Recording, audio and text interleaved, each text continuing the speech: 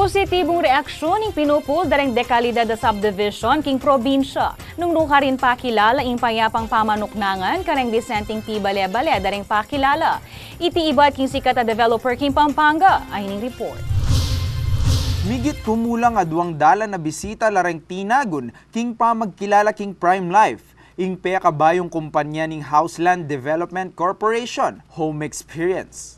Kasabi ning pamagbulalagketi ing pamamunto kareng sangkan nung bakit dapat ning pilinan ning meto nga individual ing prime living king meto nga prime location. Many bat sa kanuing terminong prime king kapaniwalan ning kumpanya aing lokasyon ning proyekto makatirik lang peka prime cities ning Ciudad Angeles. Why prime? The major infrastructures are here. The highways, the airways, and soon the much-awaited railway.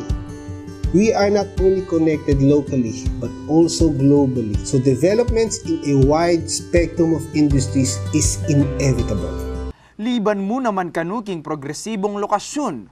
Reng proyekto ning Home Experience makatalakadla ampong makadisenyong mitmong kalidad apag nasandang tuknangan reng minuman. Pepakit na naman king audiovisual presentation ning Prime Life ing mga santing nga testimonya dareng tao ameging partina ning subdivision.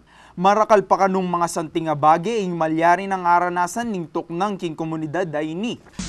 The Prime campaign of Homex exudes everything top-notch.